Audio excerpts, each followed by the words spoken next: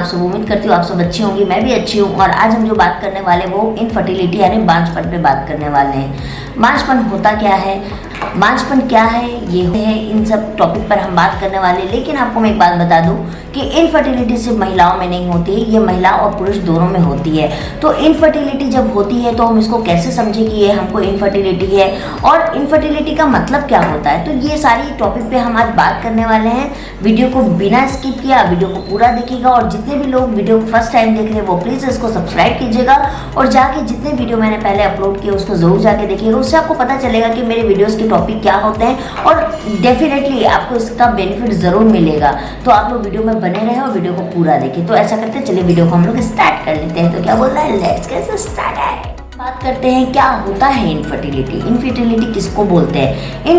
Infertility वह समस्या है जिसमें दंपति 1 वर्ष या उससे अधिक समय के प्रयास के बाद भी गर्भ धारण करने में असमर्थ होते हैं। ये समस्या न केवल दंपति को प्रभावित करती है बल्कि आपको भी प्रभावित करती है।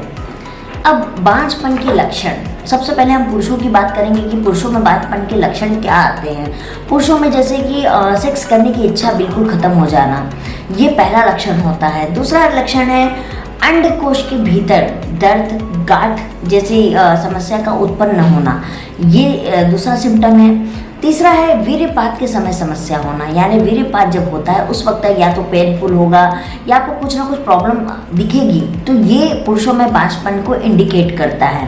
पर महिलाओं के अंदर बांझपन का लक्षण यानी कारण, सबसे पहले पीसीओडी पीसीओएस होता है, यानी अगर उसको सिस्ट की प्रॉब्लम है, पीसीओडी है, पीसीओएस है, तो बांझपन की यानी इनफर्टिलिटी की समस्या उत्पन्न हो जाती है।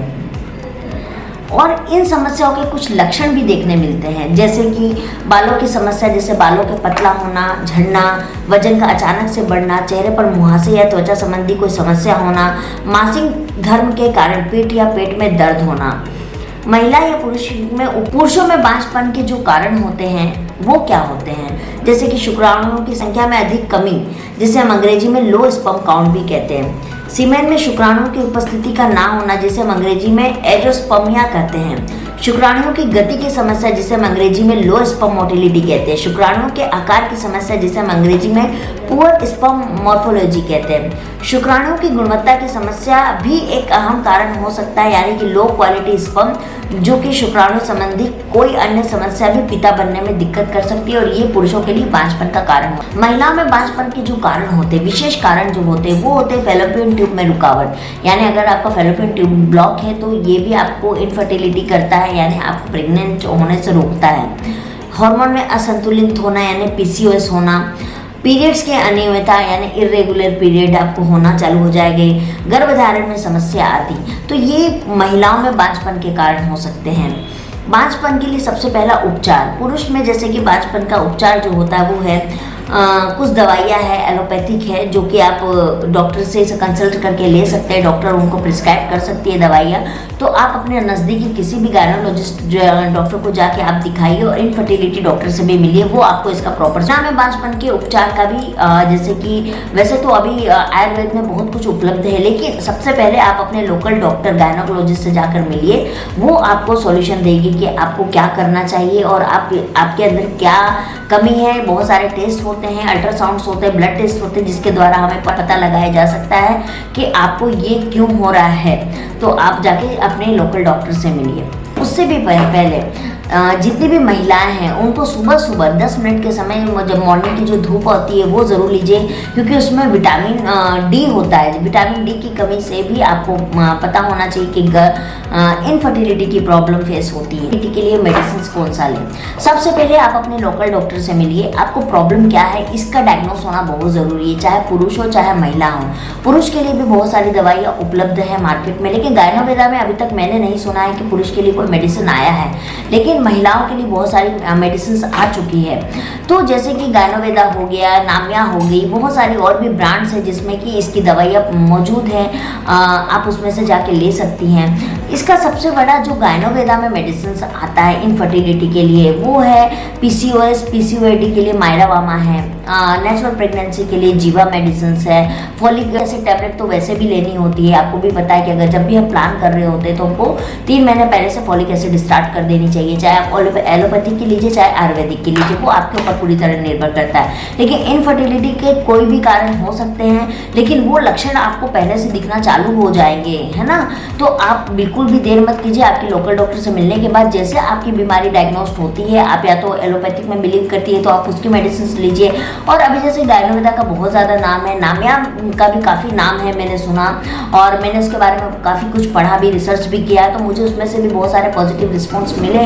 तो आप गायनोवेदा में अगर जाना चाहती हैं तो गायनोवेदा में आप जीव लीजिए, पीसीओडी पीसीओएस के लिए मायरावामा लीजिए जो कि काफ़ी ईजी है।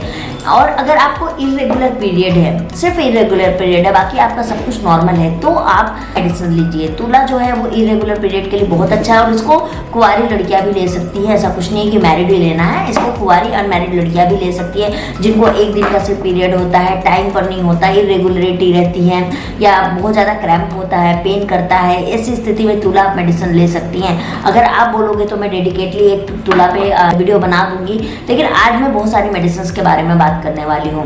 जीव मेडिसिन जो है वो नेचुरल प्रेगनेंसी के लिए है, यानी आपके रिप्रोडक्टिव सिस्टम में कोई भी प्रॉब्लम आ रही है, जैसे कि फैलोपियन ट्यूब का ब्लॉकेज होना, ओवरी में कोई प्रॉब्लम, सिस्ट की प्रॉब्लम, सिस्ट अगर आपको है तो भी आप जीव मेडिसिन को ले सकती है, लेकिन सिस्ट जो है वो कम होने चाहिए, बहुत ज़्यादा नहीं तो फिर वो पीसीओडी में कन्वर्ट हो जाता है। उस कंडीशन में भी आप जीव मेडिसिन को ले सकती है। अगर आपको एएमएच की प्रॉब्लम है या आपको प्रॉपरली रेगुलर पीरियड नहीं आ रहे हैं तो भी आप जीव मेडिसिन को ले सकती हैं, तो इस कंडीशन में आप ले सकते हैं। अब एएमएच की मैं एक बात आपको यहाँ बताना चाहूँगी, बहुत लोगों को ये लगता है कि एएमएच मेडिसिन खाने से बढ़ जाती है ना, लेकिन ऐसा संभव नहीं है। एएमएच कभी नहीं बढ़ती है, आपकी जैसे जैसे एज बढ़ती जाएगी एएमएच का लेवल कम होता चला जाएगा और ये बिल्कुल नेचुरल है। तो आपकी एएमएच नहीं बढ़ती है, आपके जो अंडे अंदर में ओवरी में हैं वो अंडे की क्वालिटी को अच्छी करती है, इम्प्रूव करती है, फर्टिलिटी के लिए उसको मजबूत करती है कि स्पर्म के साथ वो फर्टिलाइज कर जाए, ये काम जीव मेडिसिन करती है। लेकिन ऐसा अभी तक नहीं आया है कोई मेडिसिन जो एएमएच के लेवल को बढ़ाती है, क्योंकि जैसे जैसे आपकी एज होगी वैसे वैसे आपकी एएमएच की क्वालिटी जो है वो डाउनफॉल आते जाएगी, उसके नंबर डाउनफॉल आते जाएंगे। तो इसीलिए अगर पुरुष को समस्या हो चाहे महिला को समस्या हो, आपको दोनों को ही डॉक्टर से मिलना चाहिए, डॉक्टर को दिखाना चाहिए। और आपको उसके साथ साथ सबसे ज़्यादा इंपॉर्टेंट है, चाहे आप एलोपैथिक रहिए, आयुर्वेदिक रहिए, होम्योपैथिक रहिए, जो भी मेडिसिन आप इस्तेमाल करती हैं, आप एक काम ज़रूर कीजिए कि आप योगा कीजिए, आप एक्सरसाइज कीजिए, जो भी आपको लगता है, या मेडिटेशन करना है करिए।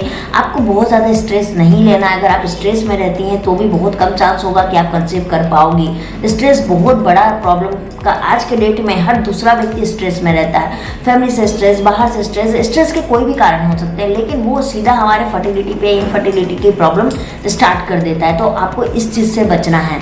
आप जितना ज़्यादा हो सके मेडिटेशन सुबह के समय कीजिए, ओम का जाप बहुत अच्छा होता है, ओम वर्ड जो होता है ना सिर्फ उसको सुनिए, आप बहुत रिलीफ फील कीजिएगा। तो आप ये कीजिए और 30 मिनट वॉक आप करिए। खाने पीने में बहुत ज़्यादा ध्यान देने की ज़रूरत नहीं होती है, लेकिन हाँ मसाला, तेल, बाहर का फास्ट फूड ये सब बंद कर दीजिए और जितना ज़्यादा हो सके प्रोटीन का इंटेक थोड़ा कम करिए। अगर आपको, क्योंकि देखिए पीसीओडी पीसीओएस है तो डाइट थोड़ी सी अलग होती है, नेचुरल प्रेगनेंसी के लिए डाइट थोड़ी अलग होती है, क्योंकि जो हम नेचुरल प्रेगनेंसी में खा सकते हैं बहुत सारी चीज़ें पीसीओडी में वो भी नहीं खा सकते हैं। तो इसीलिए आपको ये चीज़ें ध्यान में रखने की चीज़ें हैं। अगर आप बोलोगे तो पीसीओडी पीसीओएस के लिए एक डेडिकेटेड वीडियो मैं बना दूंगी जो कि फिर सिर्फ और सिर्फ डाइट पर होगी। तो आप ये सारी चीज़ें कीजिए और इनफर्टिलिटी से निजात पाई जा सकती है, बांझपन से निजात पाई जा सकती है, क्योंकि अगर हम उसका सही तरीके से ट्रीटमेंट करें तो ज़रूर हो सकता है। और फिर भी अगर आपको कोई भी समस्या का समाधान नहीं मिल रहा है तो आप IUI और IVF की तरफ भी जा सकते हैं। लेकिन आपको एक मैं बात बता दूं, IUI और IVF की जो सक्सेस रेट है वो 50% सक्सेस रेट है। तो इसमें भी आपको उतना ही रिस्क है जितना हम बाकी दवाइयों में रिस्क लेते हैं। जैसे कि मुझसे भी बहुत सारी महिलाएं पूछती हैं कि मैम आपका रिपोर्ट क्या हुआ, आपका खुद का नेगेटिव है, ऐसे वैसे बहुत सारी मुझे बहुत कुछ गलत भी बोलती हैं। पर मैं एक बात बता दूँ, मैं भी कोशिश आपकी तरह ही कर रही हूँ। आपकी, लेकिन मैं मेडिकल फील्ड से हूँ तो मैं अपने नॉलेज को वेस्ट नहीं जाने देना चाहती हूँ। और मैं यूट्यूब पे इसीलिए आई कि मैं अपना नॉलेज जो है वो आप लोगों के साथ साझा कर पाऊँ। जब कोई मेरे जो बताए हुए टिप्स को फॉलो करता है और उसको कोई बेनिफिट होता है और वो मुझे जब मैसेज करता है ना गाइज, तो वो मेरे लिए बहुत ज़्यादा हैप्पीनेस मोमेंट होता है कि चलो मेरा नॉलेज कहीं तो काम आ रहा है। तो मैं इसीलिए यूट्यूब पर आई हूँ। रही बात मेरी प्रेगनेंसी होना और ना होना, मैं भी आपके बीच की हूँ, मैं भी ट्राई कर रही हूँ। होगी तो भी मैं आपके साथ शेयर करूँगी, नहीं होगा तो भी मैं हर बार की तरह शेयर करूँगी। तो इसीलिए, लेकिन हमको डेडिकेटली तो रहना पड़ेगा, हमको ट्राई करते रहना पड़ेगा। तो IVF IUI की जो सक्सेस रेट है 50% है और खर्च भी बहुत ज़्यादा है। तो आप देख सकती हैं गायनोवेदा की मेडिसिन थोड़ी एक्सपेंसिव आती है, लेकिन अगर सूट कर गई आपको तो फिर तो ये आपके लिए वरदान की तरह ही है। इसी तरीके से नामिया है, थोड़ी सस्ती है उससे, लेकिन आप उसको भी ट्राई कर सकते हैं। सस्ती महंगी की बात नहीं है, बात है कि मुझे बेनिफिट कर रही है कि नहीं। तो ये मेडिसिन सबको आप डेफिनेटली ले सकते हो, आपको बेनिफिट करेगी ही करेगी। आपको अगर शुगर की प्रॉब्लम है तो उसके लिए केरला जामुन आता है गायनोवेदा में, जो कि बहुत अच्छी मेडिसिन है, तो आप उसको ट्राई कर सकती हो। तो मेडिसिन तो भरपूर भरे हुए हैं और हमेशा गायनोवेदा में 10% डिस्काउंट का ऑफर चलते रहता है। बहुत सारी महिला ये पूछती है कि मैम हम गायनोवेदा की मेडिसिन कहाँ से लें, तो जिसके लिए मैंने एक वीडियो बनाया हुआ है छोटा सा, लेकिन मैं फिर भी आपको बता दूं कि आपको जब भी गायनोवेदा की मेडिसिन लेना हो तो www.gaynoveda.com से जाके लें, क्योंकि उसमें 10% ऑफर चलते रहता है। प्लस गायनोवेदा की टीम भी आपसे करती है, वो आपको हेल्प करती हैं। और अगर आप वहाँ से नहीं लेना चाहते तो जितने भी ई-कॉमर्स वेबसाइट है, यानी अमेजोन, फ्लिपकार्ट, इस पर भी आपको उसकी मेडिसिन इजली मिल जाएगी, आप वहाँ से भी परचेस कर सकती हैं।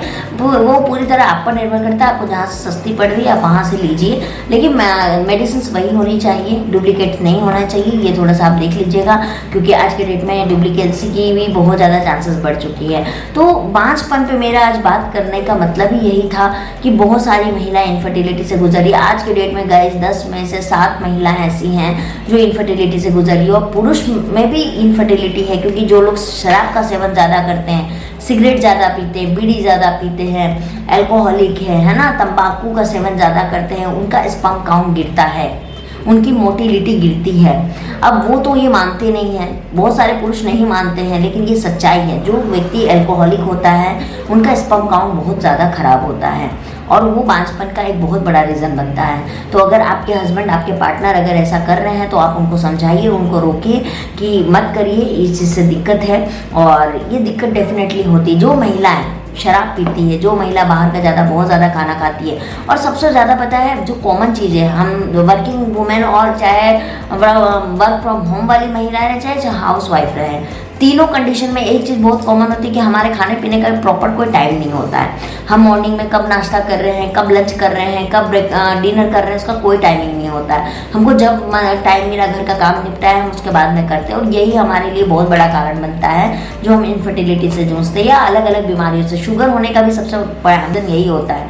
तो आप लोग बहुत सारी बीमारियों से बच सकते हो, सिर्फ एक डाइट को फॉलो करके, एक टाइम को मेंटेन करके, थोड़ा सा योगा करके बहुत सारी बीमारियों से बचा जा सकता है। डॉक्टर को क्यों पैसे देने, उसी पैसे से हम एक अच्छा खाना, अच्छी डाइट लेंगे ना, वो ज़्यादा अच्छा है, हमारे हेल्थ पे भी लगेगा। लेकिन डॉक्टर को पैसे देके तो आपको उसका कोई बेनिफिट मिलने वाला नहीं है गाइस। तो इसीलिए आप लोग ये ज़रूर कीजिए, हेल्दी खाना खाइए। बहुत सारी महिलाओं का कहना है कि भैया हमारे पास इतने पैसे नहीं है कि हम इतना अच्छा अच्छा खा सके। कुछ नहीं है, दाल रोटी खाइए ना, लेकिन कम तेल मसाला यूज़ कीजिए। मैं तो और कंजूसी करने के लिए बोल रही हूँ आपको कि भैया उसमें कम तेल मसाला डालिए। आप बहुत ज़्यादा ऑयली मत खाइए, बाहर का मत खाइए। अगर बाहर का नहीं खाओगे तो भी आपके पैसे बचेंगे, घर में तेल मसाला कम खाओगे तो भी आपके पैसे बचेंगे। तो एक तरह की सेविंग है गाइस, ये आपकी हेल्थ की भी सेविंग है और आपके घर के राशन की भी सेविंग है। तो आप इसको कर सकती हैं। तो चलिए मैं मिलती हूँ आप लोगों से नेक्स्ट वीडियो में। तब तक के लिए आप लोग मेरे टिप्स को फॉलो कीजिएगा, और हाँ, जो भी लोग नए आए हैं वो ज़रूर से मुझे सब्सक्राइब कीजिएगा। आप लोगों को अब जितने भी शॉर्ट्स मैं ऐसे वैसे डाल देती हूँ, अब से नहीं डालूंगी, एंड सॉरी फॉर दैट। अब से मेरे सारे टिप्स के ही शॉर्ट्स भी होंगे, तो इसीलिए जल्दी से फॉलो कर लीजिए अपनी आंचल मैम को, है ना। और जिसको भी जो भी पूछना है कमेंट पर मुझे क्वेश्चन दे दीजिएगा, मैं आप लोगों की को आंसर तो वैसे भी करती हूँ और वैसे भी करूँगी। तो आप लोग मुझे ज़रूर से क्वेश्चन पूछिएगा, मुझे अच्छा लगता है। चलिए मिलती हूँ मैं आप लोगों से नेक्स्ट वीडियो में, तब तक के लिए बाय बाय।